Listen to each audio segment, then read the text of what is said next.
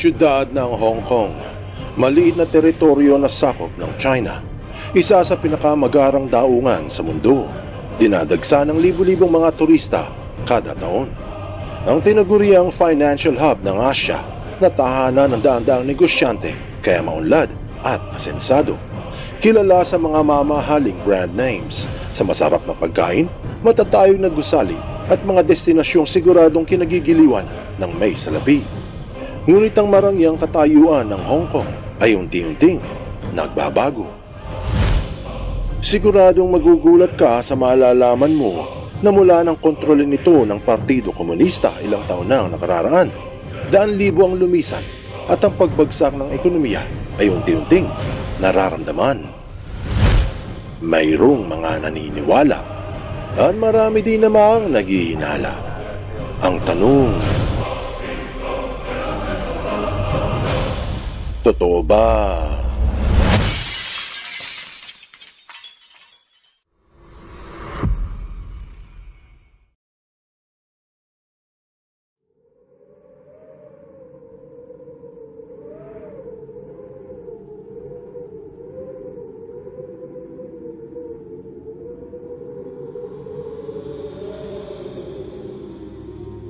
Kilala ang Hong Kong sa Pilipinas dahil isa ito sa mga destinasyon ng maraming Pilipino, hindi lamang upang mag-sightseeing o mag-shopping, marami ding pumupunta para maghanap ng trabaho.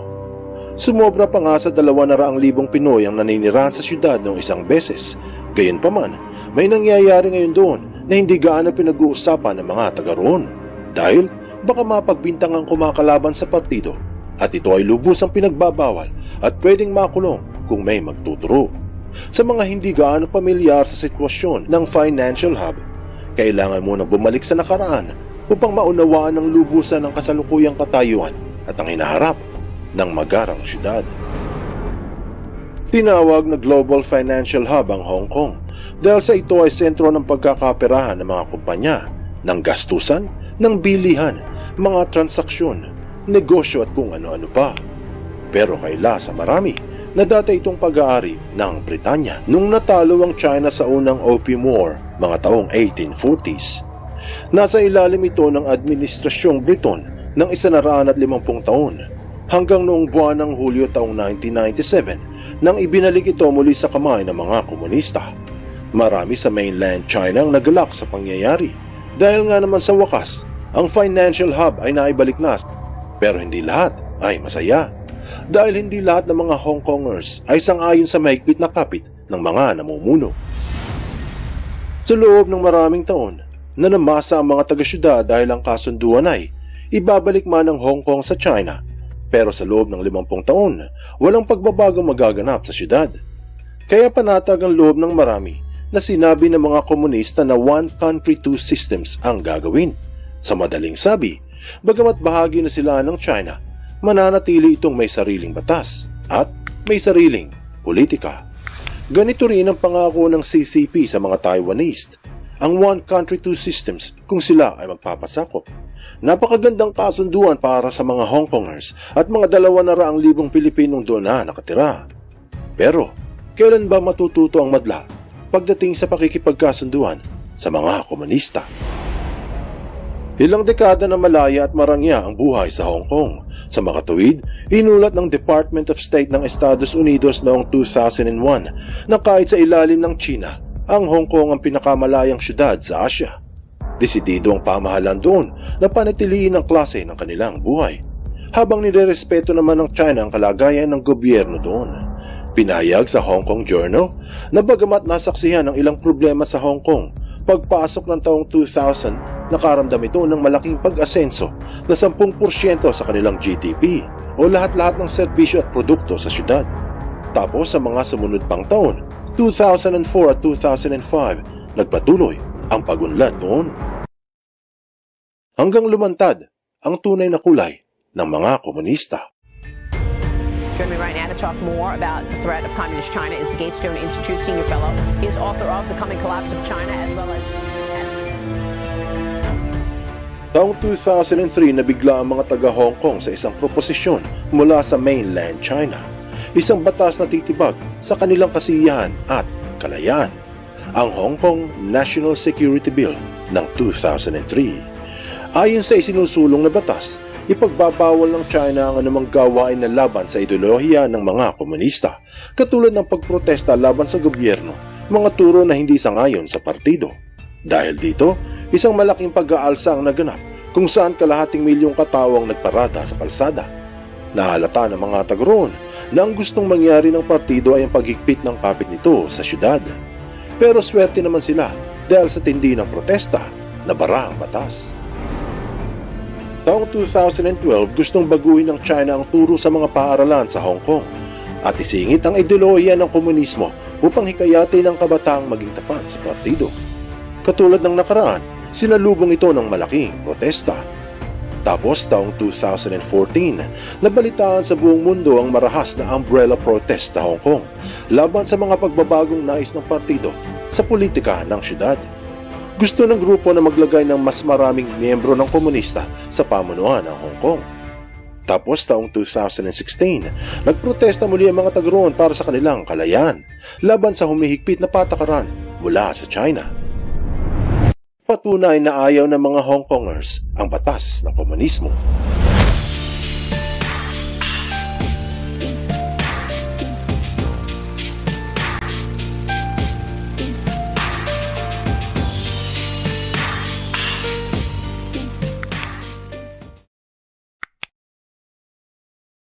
Bakit bumabagsak ang ekonomiya ng Hong Kong?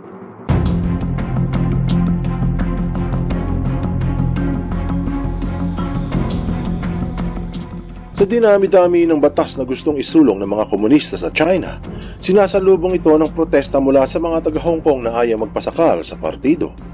Nasaksihan ng bawat isa ang lakas at kahinaan ng magkabilang panig na sa susunod na protesta, magkakaroon ng uling pagtutunggali. Taong 2020, pinatupad ng China ang isang batas na magpapahina sa anumang grupo na hindi sang-ayon sa nais ng partido, ang bagong National Security Law. Base sa Amnesty International, na bawal ang anumang gawain na pwedeng ituring na pagtutol sa pamahalaan.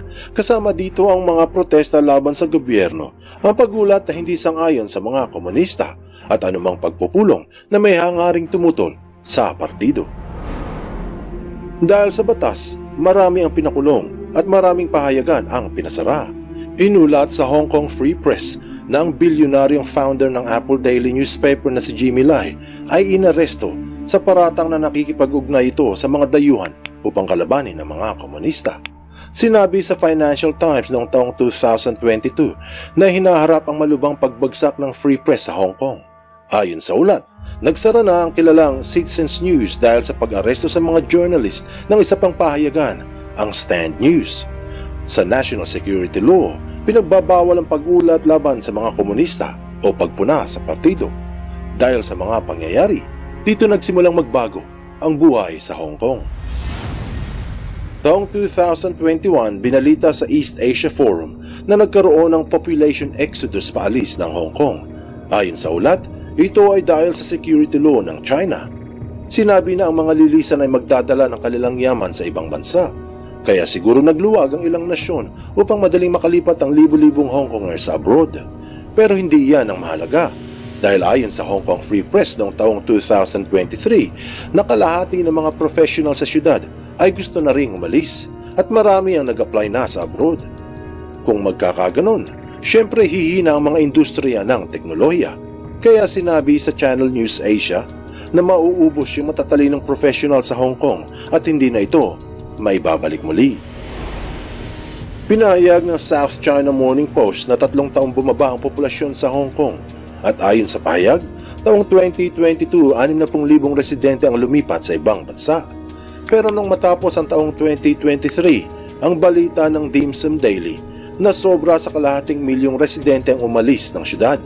Hindi lang basta-basta ang mga residente, ang mga ito ay trabahador, mga manggagawa, mga profesional sa iba't ibang industriya na nagpapaikot ng ekonomiya sa dating global financial hub. Pero ngayon, mukhang malabo na itong maging sentro ng kalakalan sa buong Asya. Salamat sa paghihigpit ng mga komunista sa kalayaan ng mga taga-roon at pamamalakad na sumasakal sa mga negosyanteng dayuhan at lokal. Ngayong taong 2024, sinabi sa Nasdaq ng Reuters na bumagsak ang stocks ng Hong Kong. Ito yung presyo ng mga pating binebenta ng isang negosyo. Ibig sabihin lang na humihina ang katayuan ng mga kumpanya doon. At pinatunayan ito ng SCMP na ito ang pinakamalubhang pagbaba ng stock sa loob ng 15 buwan. Binahagi ng East Asia Forum na nahihirapang bumangon ng ekonomiya ng Hong Kong, dala ng mahigpit na patakaran noong COVID at ang pagsakal ng mga komunista sa industriya. Sinabi rin ng Al Jazeera ngayon lang 2024 na ang pagyaman ng Hong Kong ng ilang dekada ay nalusaw nung ito ay naibalik sa China.